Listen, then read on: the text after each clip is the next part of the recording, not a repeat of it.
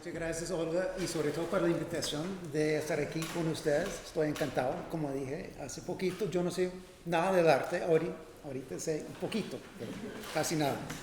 Y por eso yo creo que quisiera empezar con un villancico típico de Colombia. Ahí lo vamos a escuchar un poquito.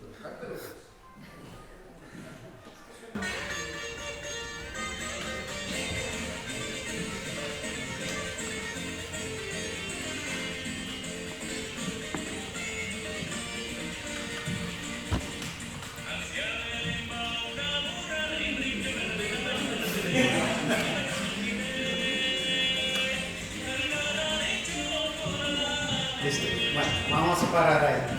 No, me parece muy divertido el villancico por su melodía, ¿sí? De pronto, las payasadas de los Roland Ruanas, pero también por su anacronismo, porque en el momento que fue compuesto, el consumo de chocolate era tan común que se podría proyectar hacia el Belén de Cristo. Y yo los tengo aquí. ¿Eso sí? ¿Funciona? No. Ya, listo. Entonces, asumo que esta transposición fue involuntaria, distinto de la manera que los pintores como Dirk Boots acá reubicaron la última cena al mundo contemporáneo. Según Carolyn Young, Da Vinci y otros artistas del Renacimiento italiano, colocaron a Cristo y sus discípulos en los refractarios de monasterios europeos, en parte para que los residentes podrían imaginarse comiendo con ellos. Y de manera similar, Bernardo Rodríguez transpuso su última cena a los Andes tropicales. Y aquí yo veo como dos pistas para este nuevo escenario. Uno de ellos es la vegetación y los pájaros tropicales. Bueno, aquí, listo. Sí, pero si miramos en comparación una última escena de Ghirlandaio, vemos un jardín y pájaros europeos, mientras que en la de Rodríguez el árbol es mucho más imponente, el loro y los otros aves mucho más coloridos, tropicales. Y también hay unos detalles culinarios. La variedad de frutas, ¿no? De lo cual hemos hablado ya algo, y a lo cual quiero volver al final. La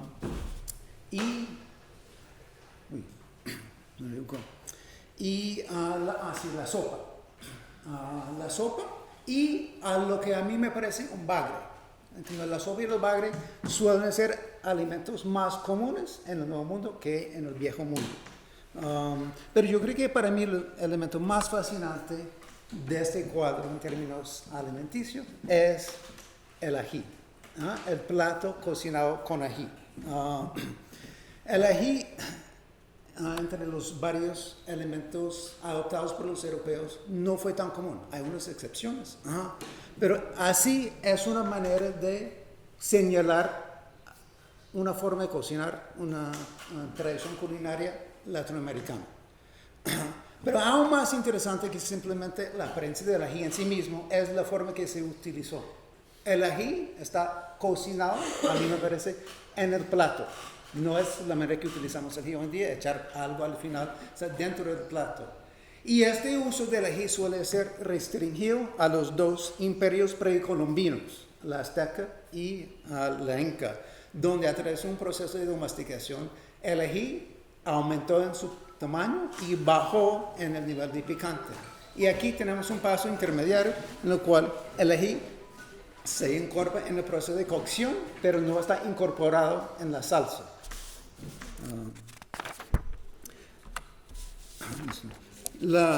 El estudio de lo que se llama foodways, o las prácticas alimenticias de un pueblo, un periodo, es un campo importante porque la comida en gran medida es, ¿no?, la energía que alimenta, anima una sociedad.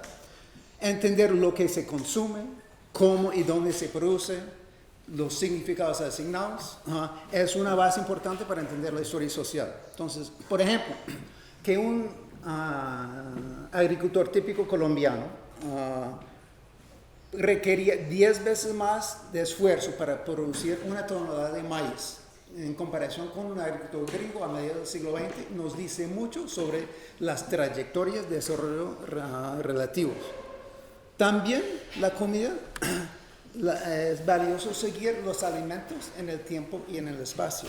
Entonces aquí hay la sandía, que fue domesticada en África, pero fue solamente alrededor del mundo mediterráneo. A finales del Imperio Romano se empezó a seleccionarlo por el sabor dulce. Y es solamente al final de la Edad Media cuando empiezan a aparecer el color rojo, que incluso en el siglo XVII parece que ha sido un proceso de transformación no terminado. Este intercambio interoceánico no solamente aumentó la variedad de productos, pero también ayudó a cambiar las dietas alrededor del mundo, o la historia del mundo. Esto pues, la variedad mejorada que llegó un siglo después a Popayán. Entonces, viajando en otro sentido, productos de las Américas, maíz, papa, ayudó, por ejemplo, a que Europa podría salirse de la trampa malthusiana que había limitado el crecimiento de la población. Y también fueron importantes este intercambio transoceánico para el éxito del proyecto imperial de España en América. Entonces, en su segundo viaje, Colón trajo una gran variedad de alimentos, plantas, ganado, para recrear un mundo familiar en una tierra exótica. La importancia de estos alimentos familiares no fue solamente para sentirse en casa, sino para preservar los cuerpos y las almas. Entonces, muchos que participaron en la conquista temían que el maíz y la yuca eran peligrosos, ¿no? La comida indígena se decía que tenía poco valor alimenticio y por eso muchos europeos se enfermaron. Pero aún más significativo es la amenaza de la degeneración. Entonces, según la teoría de los humores, el medio ambiente tenía una influencia importante sobre los cuerpos y la salud. Entonces, por eso las dietas tenían que cambiar según las estaciones, según el lugar, también la edad, género, ocupación, estatus y personalidad. Esto fue la base para la cual Gregorio García argumentó que el trópico americano impidió que los indígenas tuvieran barbas, un símbolo de mucha importancia y virilidad para los españoles. Como el ambiente cambia a los cuerpos. Y Diego Andrés Rocha, de la Audiencia de Lima, observó que los españoles que pasaban mucho tiempo en el monte volvían al capital con cara de indios. Entonces, sin mantener la virtud y las prácticas de consumo de comida española, sobre todo carne, pan y vino, el proyecto imperial podría colapsarse si los colonizadores se convirtieron en los colonizados, en indios. Por supuesto, el pan y el vino también fueron importantes para preservar la alma de los españoles. Por eso la iglesia era clara. La arepa no podría pasar por un proceso de transustanciación. Entonces, sembrar trigo era una tarea clave. Pero esto implicaba un cambio importante al adoptar el arado y el buey para preparar los trigales, que fueron los primeros monocultivos en la América. Entonces, lo que vemos es que la historia de la comida toca lo material, lo social, lo simbólico. Costumbres alimenticias ayudan o son centrales a cuestiones de identidad, ¿no? Ayudan a consolidar relaciones sociales y también a construir fronteras. Según Young, la última cena es un Seder de Pascua, como el momento cuando los judíos celebran la liberación de la esclavitud, pero también marcó la fundación de una nueva religión. Entonces, por eso pintores como Leonardo da Vinci, entre otros, pintaron naranjas como un acronismo consciente. Young aún sugiere que Duccio utilizó esta misma estrategia al pintar un plato de cochinillo en vez de cordero, aunque a mí simplemente me parece como un lechazo chueco. Pero por supuesto el consumo del cerdo podría ser un símbolo potente que fue aprovechado, por ejemplo, por la Inquisición para revelar conversos falsos. Por su parte, Marvin Harris buscó el origen de este tabú en una lucha de una sociedad pastoril para sobrevivir en condiciones desérticas, en un argumento que tenía con la esquema clasificatoria de Mary Douglas. Pero para mí la justificación más convincente es la de Joshua Rosenblum, que argumenta que la prohibición era una forma de marcar fronteras étnicas entre una sociedad judía y fuerzas colonizadoras que solían a consumir mucho cerdo. Es decir, que era una forma de evitar que sus hijos casaran por fuera de la comunidad. Por supuesto, la comida también es una forma de marcar y negociar divisiones dentro de una sociedad. Entonces, en el mundo medieval, la gran cadena del ser clasificó el mundo según los 4 elementos aristotélicos dentro de un orden jerárquico que se extendía desde la tierra, la parte más baja, pasando por el agua y el aire hacia el fuego. Entonces, según los médicos, la élite debería consumir comida liviana, que vienen de las esferas por encima de la tierra, como las aves, la caza, las frutas y algunos peces. Mientras que la gente que viene como las escalas más bajas de la sociedad deberían comer comida más terrestre, como tubérculos y ajo. Pero porque la gente no siempre pone atención a los médicos, ¿no? La élite tiene que vigilar estas divisiones culinarias. Entonces hay un cuento de Sabadino del Ariente del siglo XV, en el cual el patrón de un campesino le echa agua hirviendo por haber robado unos duraznos de su jardín. La próxima vez, dijo, no te acercas a la fruta de la élite, sino quédate con la tuya, ajo, cebolla, nabos y pan de sorgo. ¿No? Qué tristeza para la élite de no poder cocinar con ajo y cebolla, ¿no? Pero había una solución, ¿no? Mezclar alimentos terrestres con comida más elegante podría cambiar su estatus. Entonces, una sopa de nabos hecho con caldo de carne y pimienta y azafrán era bien aceptable.